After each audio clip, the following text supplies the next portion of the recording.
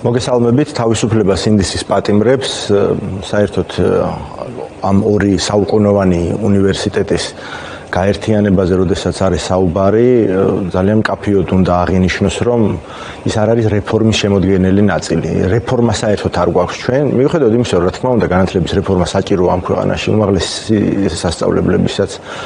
თუმცა ეს არის ანტირეფორმა, ეს არის დეფორმა რეალურად არანაირად არ არის ორიენტირებული პროგრესზე, განვითარებაზე, რაღაც უკეთესობაზე. აქ სულ სხვა მიზეზები შეიძლება ჩვენ დავინახოთ და როგორც მინიმუმ თუ კი აქ ვინმეს აქვს მოლოდინი, რომ პროფესორების აზრს ან ვინმეს აზრს გაითვალისწინებენ, მაშინ ამის საპირწონედ შეგვიძლია თვითონ ის ფაქტი გავიხსენოთ. რექტორმა თქვა, რომ მე საერთოდ გუშინაც არ ვიცოდი ამის თაობაზე, რომ თურმე ესეთი რამ იგეგმებოდაო, ხო? ეს ხო არ არის რიგითი რაღაც ჩვეულებრივი მოვლენა, ხო? ტექნიკური უნივერსიტეტის და თბილისის სახელმწიფო უნივერსიტეტის შერწყმა ურთულესი საკითხი, ხო? პროცედურულადაც თუნდაც, მაგრამ შინაარსობრივად რაც მთავარია. არავის არ ჰკითხეს აზრი, ასე იქცევიან ავტორიტარული რეჟიმები და ბუნებრივია ახლა არც პროფესორების აზრს და თხოვნას არ გაითვალისწინებენ. ერთადერთი რასაც შეიძლება ანგარიში გაუწიოს ნებისმიერმა რეჟიმმა და ქართულ ოცნებასაც გაუკეთებია ეს არის ხალხის რეალური ძალის და პროტესტის ჩვენება. ჩვენ გვახსოვს რუსული კანონი, ორივე რუსული კანონი, ჩვენ გვახსოვს გავრილოვის ღამის შემდეგ ის აქციები, როდესაც რეჟიმი დათმობაზე წამოვიდა და ეს არის ძალიან მარტივი ლოგიკა ავტორიტარიზმის. კანონები ხედავთ, რომ ფაქტობრივად წამიერად მძიმდება. კანონები, რომლებსაც ახლა განიხილავს ქართული ოცნების პარლამენტი. მაგალითად, იგივე ეს გრანტების შესახებ კანონი და ეს პაკეტი, რომელშიც 7 სხვადასხვა დოკუმენტი შედის, მაგალითად, იქ პასუხისმგებლობის ზომებს უმძიმებს, მაგალითად, მეწარმეებსაც კი, რომლებსაც შეიძლება ჯარიმის ნაცვლად უკვე პირდაპირ სისხლის სამართლებრივი პასუხისმგებლობა დაეკისროთ, იმ შემთხვევაში, თუ ისინი გაბედავენ და რაღაცა პოლიტიკურ პოზიციას გამოხატავენ. ხო, განიხილავს უკვე ფაქტია ამ ცვლილებებს ქართული ოცნება. არ ვიცი, სადამდე უნდა რომ მივიდეს, რამდენად ეფექტიანი იქნება ეს კანონი, იმიტომ რომ ჩვენ ნახეთ, რომ ბევრმა კანონმა მაგალითად არ იმუშავა, მოქალაქეები არ შეშინდნენ, მაგალითად გზის გადაკეთებასთან დაკავშირებით თუ იქ ტროტუარზე დგომის გამო დღესაც დააკავეს პარლამენტთან, ხო, ერთი ადამიანი. ახლა ეს კანონები რამდენად მძლავრი მექანიზმია ქართული ოცნების ხელში, რომ საზოგადოება ჩაახშოს, კრიტიკული აზრი ჩაახშოს. სწორედ რაც თქვენ ბრძანეთ, არის შინაარსობრივი გაგრძელება ჩემი ნათქვამის, რომ ხალხის ძალის ეშინია ქართულ ოცნებას. თუ ხალხი აჩვენებს ძალას, შეუპოვრობას, არა მხოლოდ ქართული ოცნება, ნებისმიერი ავტორიტარული რეჟიმი ამის წინაშე არის ხოლმე უძლური. გააჩნია როგორი არის პროტესტი, როგორი სიმძლავრის. ჩვენი წარსულიდან, უახლესი წარსულიდან გვაქვს ეს ამის მაგალითები. გრანტების კანონი ეს კონკრეტული, რომელიც თქვენ ახსენეთ, რა თქმა უნდა, სხვა რეპრესიული კანონმდებლობაც თავისი შინაარსით გაცილებით უფრო მძიმეა და მძიმე შედეგების მომტანია და გაცილებით უფრო დიდ რაოდენობას ადამიანების შეიძლება შეეხოს, ვიდრე იყო რუსული კანონი. გადაჭედილი უნდა იყოს რუსთაველი, ხო? დღეს რომ რუსთაველი იყოს გადაჭედილი და ხალხმა თავისი პროტესტი გამოხატოს ამის წინააღმდეგ, ეს იქნებოდა, რა თქმა უნდა, ყველაზე ეფექტიანი მექანიზმი რეჟიმისთვის, ხო? რეჟიმის წინააღმდეგ საბრძოლველად. ჩვენ ხო ორი მთავარი საშუალება გვაქვს რა წნეხის გაზრდის, ეს არის ქვეყნის შიგნით მშვიდობიანი კონსტიტუციური პროტესტი და მეორე ეს არის საგარეო პარტნიორებთან მუშაობა და საგარეო წნეხის გაზრდა. ორივემ რომ იმუშავა, ეს არის ფაქტი. წინააღმდეგობის მოძრაობა რაც დაწყებული არის, საგარეო ლეგიტიმაცია რეჟიმს არ აქვს და ფაქტია, თუნდაც არა გრანტების შესახებ კანონში, არამედ შეკრებისა და მანიფესტაციის შესახებ კანონმდებლობის ასეთი დამძიმება რეალურად სწორედ იმისი სიმპტომი უნდა იყოს, რომ რეჟიმს დიახაც ეშინია ხალხის პროტესტის. რეჟიმმა ძალიან კარგად დაინახა თუ რა შეუძლია ქართულ საზოგადოებას, როგორ შეუძლია ქართულ საზოგადოებას ბრძოლა, როგორ განვითარდა მოვლენები, ეს სხვა საკითხია, ხო? ჩვენ ვიცით, რომ ეს გრძელვადიანი ბრძოლაა, შეიძლება რაღაც მალე დამთავრდეს, შეიძლება უფრო დიდ ხანს გაგრძელდეს, მაგრამ რეჟიმმა ძალიან მწარედ იწვნია ის, რომ ქართველი ხალხი გაბრაზდა და აქტიურად გამოხატა პროტესტი. მანამდე შეკრების და მანიფესტაციის კანონმდებლობაში ცვლილებები პრაქტიკულად არ შედიოდა ხოლმე. ყველა ცვლილება რაც შევიდა, დაწყებული 5000 ლარიანი ჯარიმებიდან, იქ ლაზერის აკრძალვა და ასე შემდეგ დამძიმება ადმინისტრაციული პატიმრობით გზის გადაკეტვაზე. ახლა საერთოდ აბსურდის წარმოდგენის მასშტაბსაც ცდება ტროტუარზე დგომის გამო, პატიმრობის გათვალისწინება და ამისი აღსრულება. ეს ყველაფერი არის იმის გამოხატულება, რომ რეჟიმს დიახაც ეშინია სამართლიანი ლეგიტიმური პროტესტის, თუნდაც ერთი და ორი ადამიანის პროტესტის. ეს კანონები, სინდისის პატიმრების არსებობა ამ ქვეყანაში სწორედ ამისი გამოხატულებაა. ეს კანონები, სინდისის პატიმრებიც, რაღაცა იქ დაკავების დროს ძალადობები თუ ქიმიური მოწამვლის შემთხვევები, ახლა უნდა გახდეს გამოძიების საგანი ეუთოს მოსკოვის მექანიზმის ფარგლებში, ხო, რომ ჩამოდიან ამ ქვეყნების წარმომადგენლები.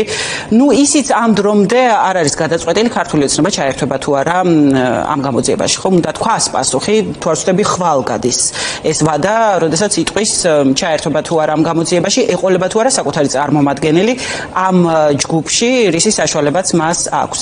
თქვენ რას ელოდებით, რამდენად აწყობს ახლა ქართულ ოცნებას ამ გამოძიებაში მონაწილეობა და თუ არის მზად ამისთვის, რომ ჩაერთოს? ხო, კარგი შეკითხვაა და საინტერესოდ შეიძლება გაიშალოს იმ თვალსაზრისით, რომ დავინახოთ სრული სურათი. რა თქმა უნდა, რეჟიმი გადავიდა უკვე სხვა ფაზაში, ავტორიტარიზმის გამტკიცების, მისი კონსოლიდაციის. ახლა ქართული ოცნება ხო ის ქართული ოცნება არ არის, რაც იყო 2012-13 პირველ წლებში თავიანთი მმართველობის. ახლა მათ აქვს დეკლარირებული კურსი, ისინი არიან ანტიდასავლური პოლიტიკის გამტარებლები, პირდაპირ თავს ესხმიან ევროკავშირს, ევროკავშირის წევრ ქვეყნებს, ამერიკის შეერთებულ შტატებს, სამწუხაროდ გაწყდა ჩვენთან გაუქმდა ამერიკის შეერთებულ შტატებთან სტრატეგიული პარტნიორობა.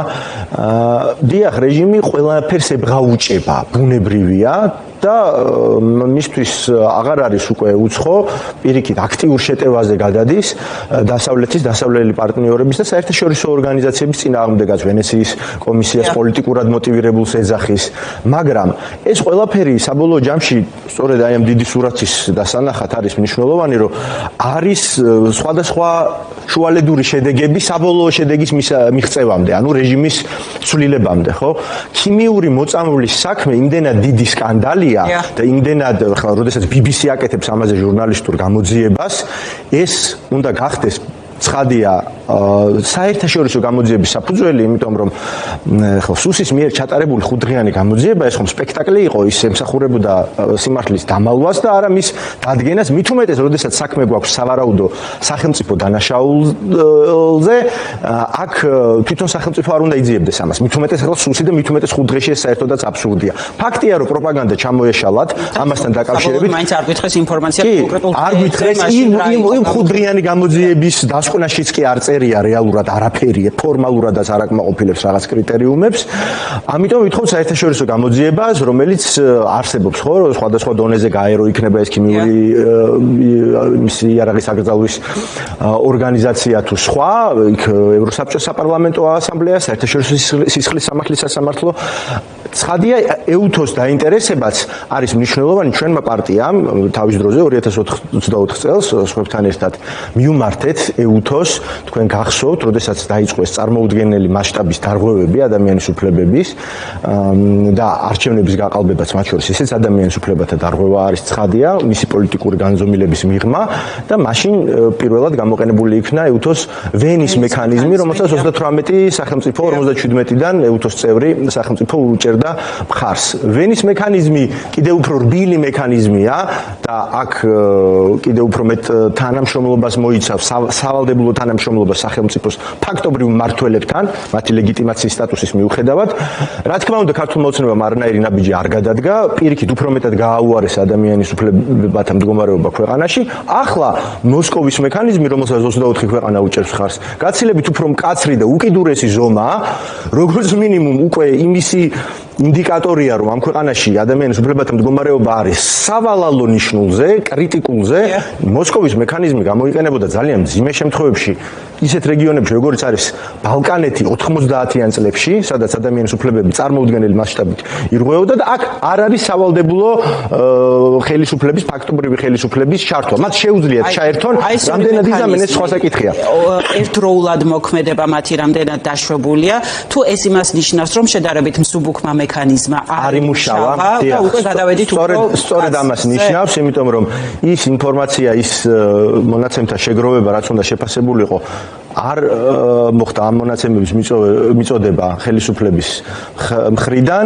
ახლა ბუნებრივია, რა თქმა უნდა, ისინი მოიპოვებენ ამ ინფორმაციას, შეხვდებიან სხვა აქტორებსაც, ცხადია სამოქალაქო სექტორს, ოპოზიციურ პოლიტიკურ სპექტრს.